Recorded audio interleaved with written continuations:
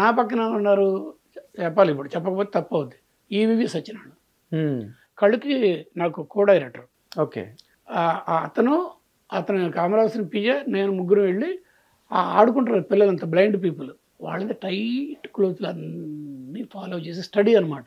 5గురికి ఒక రకంగా ఉండకూడదుగా, వాళ్ళకి ఐ మూమెంట్ ఒక వైట్ అయిపోతుందా అంటారు కొంతమంది, అవన్నీ కవర్ చేసుకొచ్చి రీసెర్చ్ చేసేవాడి ఆ సినిమా కళ్ళుకి చేసుకొచ్చి ఆ సినిమాని మరి ఒక విధంగా నన్ను ఎక్కడికి తీసుకెళ్ళిపోయింది. కళ్ళురుగు అయిపోయాను సినిమా అయిన తర్వాత.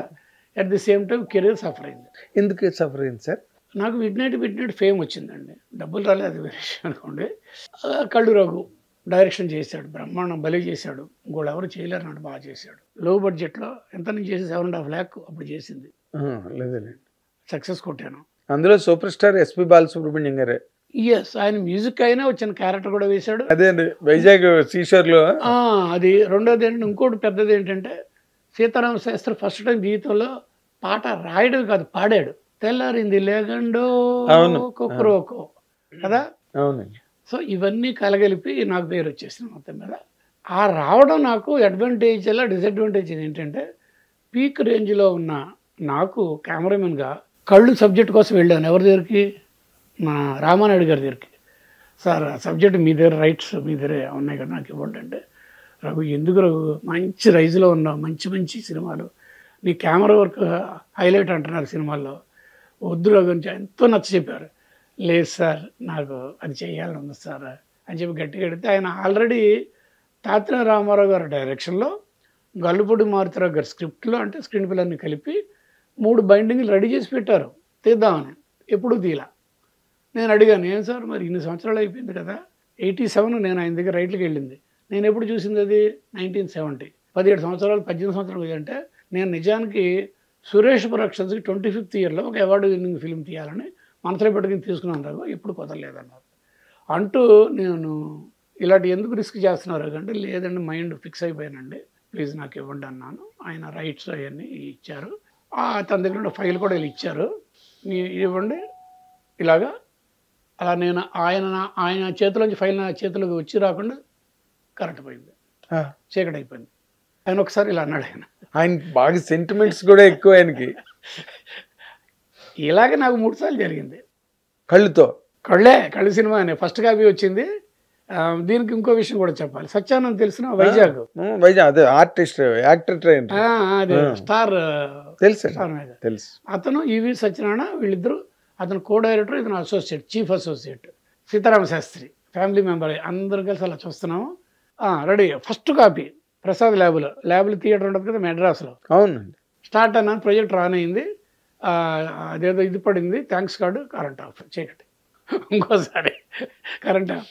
రిలీజ్ అయ్యింది వైజాగ్ వెళ్ళి, అక్కడే కదా సినిమా మొత్తం అక్కడే చేసింది, అక్కడ 2 థియేటర్స్లో రిలీజ్ అయింది, లీలామోల్లోను పక్కన సంగం సరఫ్లో దాంట్లో. అడుగెళ్తే జనం కిటకిటలు ఆడుతున్న బ్రహ్మాండం, ఉబ్బిపోతున్నాం మేము. సెన్సార్ సర్టిఫికేట్ పడింది, లైట్ ఆఫ్. మూడోసారి దీనికి ఇంతేనా, ఏదో ఎక్కడో ఏదో చీకటి, అదేదో ఉంది తేడా అంతేనే. అలాగా అంటే నాకు సినిమా చేయాలనే ఒక పురుగు లోపల ఎంటర్ అయిన తర్వాత దాని మీద లగ్నమైంది మనసు. అదే ఎలా సఫర్ అయిందని చెప్పారు మీరు, చెప్తున్నారు. సఫర్ అవడం ఏంటంటే, డైరెక్టర్ అయిన నన్ను అప్పుడు దాకా కెమెరామెన్గా రఘు కావాలని అనుకున్న డైరెక్టర్లు చాలా ఉంచారు దూరంగా. అది దానికి రకరకాల కారణాలు. నా బాణా నేను ఒకటి అనుకుంటాను అనుకున్నది ఏంటంటే, నాకు కొంతమంది ఎవరో చెప్పింది, నేను అడుగుతాను మీలాంటి అడిగితే, డైరెక్టర్ అయిపోయిన కెమెరాని పెట్టుకుంటే అతను చేసి ఇచ్చాడు అనుకుంటారు అంటారు. ఏముంది ఆయన చేతిలో పెడితే ఆయన చేసి ఇచ్చాడు అని అనేస్తారని మార్కు పడద్దు, ఇంకేదో అన్నారు. దానాదేని ఏంటంటే, ఇటు నెక్స్ట్ డైరెక్షన్కి నాకు సరిగ్గా ఆపర్చునిటీస్ రాలేదు, కెమెరా సైడ్ నుంచి వచ్చింది అనుకోండి, బట్ నా రేంజ్ పడిపోయింది. మళ్ళీ ఎదురు చూపులు, ఎవరు పిలుస్తారా కెమెరా, అలాగే సఫర్ అయ్యాను. మళ్ళీ ఎప్పుడు బ్రేక్ వచ్చింది సార్ మీకు? మీరు ఆ తర్వాత రామారావు కూడా డెత్ ఆన్ ది నైల్ కథ ఒకటి చేశారుగా, అగతా క్రిస్టిది, ఊటీలోని. అదే కళ్ళు తర్వాత నిజానికి కళ్ళు అంత సక్సెస్ అయింది కదా. అవును, నిజంగా అందరూ అన్నారు మంచి కమర్షియల్గా చేయొచ్చు కదా ఆర్టిస్టులు పెట్టుకుని అంటే, నేను దానికి ఒక సబ్జెక్ట్ రెడీ చేశాను.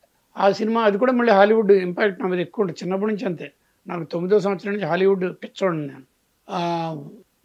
Class of 84. 84 అవును. Bengaluru film festival opening film అది. సుమన్ వాళ్ళతో చేశారు కదా. చెయ్యలా, అదే రాబోతున్నా. అది నేను తీసుకున్న సబ్జెక్టు. ఆ, కళ్ళు తర్వాత ఆ సినిమా చేయాలి నేను. నాకు ప్యారలల్గా ఇద్దరు ఉన్నారు. యువి బాబు అని తమిళనాడు ఉన్నాడు. ఇప్పుడు మనోజ్ తెలుసుగా కెమెరామెన్, అంటే ఇప్పుడు రేసు గుర్రానికి కెమెరామెన్ మనోజ్ పరమహంస డాడ్ అంటే యువి బాబు గారు, ఫిల్మ్ ఇన్స్టిట్యూట్ ఆయన తమిళకి రెడీ చేశాడు. ప్రియదర్శన్ తెలుసుగా మలయాళం డైరెక్టర్, తమిళకి తీసుకో మలయాళం ఆయన, తెలుగుకి నేను, ముగ్గురు రెడీ అయ్యాం. క్లాస్ ఆఫ్ 84కి సేమ్ సబ్జెక్ట్ ఎవరికాళ్ళు ట్రీట్ చేసుకుంటాం. నేను సుమన్తో, సుమన్ లెక్చరర్ క్యారెక్టర్ తెలుసుగా, సబ్జెక్ట్ తెలుసుగా, తెలుసు నాకు. రియల్ ఇన్సిడెంట్ అమెరికాలో అక్కడ యూనివర్సిటీ అక్కడ జరిగింది. ఆ ఎవరైతే తన వైఫ్ డెత్ కారణం అయ్యారో ఆ ప్రొఫెసర్ ఇలా నలుగురిని చంపేస్తాడు. ఇది నేను సుమన్ను పెట్టుకున్నాను, మిగిలిన ఏదో చేయాలి. అయితే సుమన్ను అప్పుడే అంతకు ముందే సుమన్ నేను అందరం కలిసి అమెరికాలో వెళ్ళొచ్చాం. 84 to 85 రిలీజ్ అయింది. అప్పుడు చిన్న గొడవలు వచ్చి అతను లోపల పెట్టారుగా. అవునండి. 3 సంవత్సరాలు ఉన్నాడు. అంటే 87 ఎండ్కి 88కి బయటకు వచ్చాడు. కళ్ళు టైంకి ఇంకా అటు నుంచి ఉన్నాడు. కళ్ళు అయిపోగానే నాకు సుమన్ ఈ సినిమా చేయాలి, ప్రశ్న సినిమా పేరు పేపర్లు అన్నింటిలో వచ్చింది, క్వశ్చన్ మార్క్.